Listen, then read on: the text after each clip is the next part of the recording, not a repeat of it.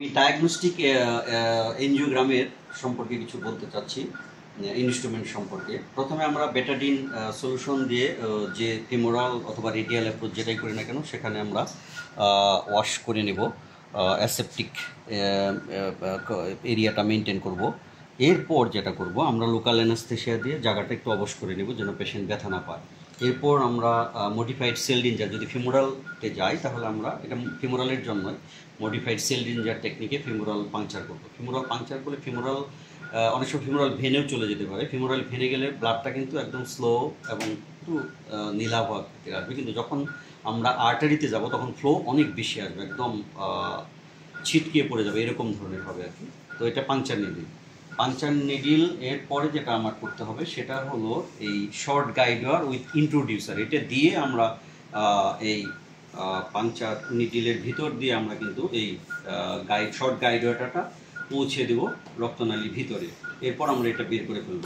এরপর যেটা স্টেপ সেটা হলো আমরা এই যেটা ভাস্কুলার অ্যাক্সেস শীট সেটা এটার মাধ্যমে আমরা এটা ভিতরে প্রবেশ করাবো। ভিতরে প্রবেশ করে আলটিমেটলি শর্ট গাইডওয়ারটা বের করে ফেলবো আমরা। শর্ট গাইডওয়ারটা বের করে এরপরে যেটা করতে হবে সেটা হলো আমাকে হ্যাপারিন দিতে হবে।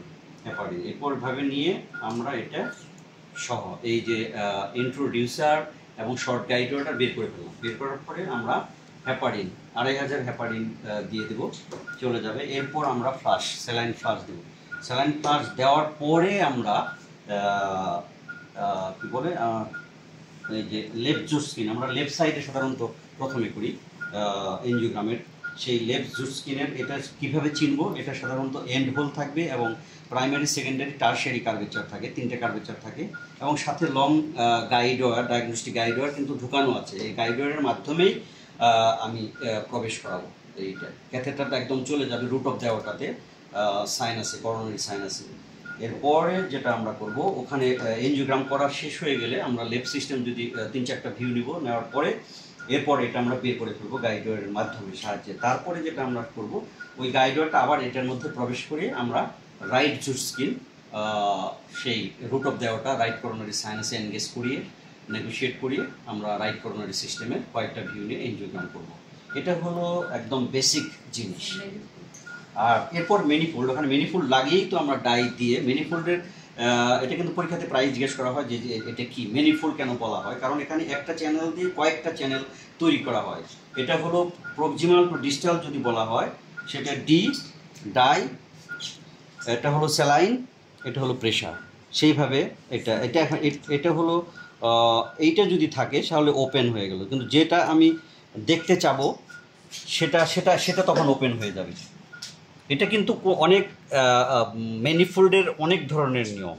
অনেক সময় আছে যে সবগুলো একদিকে থাকলে পরে এটা ওপেন থাকে। এটা হলো ডাই, এটা হলো স্যালাইন, এটা হলো pressure. Die, saline, pressure, die, saline, pressure. আবার বলছি, যখন যেদিকে থাকবে সেদিকে ওপেন থাকবে। এখন এটা যদি আমি বন্ধ করতে চাই এইভাবে, এখন যদি আমি পুরো স্ট্রেট লাইনে যাইতে চাই, যেটা আমার দরকার এনজিওগ্রামের ডাই লোড করে নিতে হবে। এখানে নেওয়ার পরে আমি সরাসরি ক্যাথেটারের মাধ্যমে আমি এনজিওগ্রাম শুরু করব এবং আলটিমেটলি ভালোভাবে শেষ করার চেষ্টা করব। So thank you very much. যেমন এটার সাইজ আছে কিন্তু বিভিন্ন, এই তোমার জুট স্কিনের এটা 6, এটাও 6, তাই না?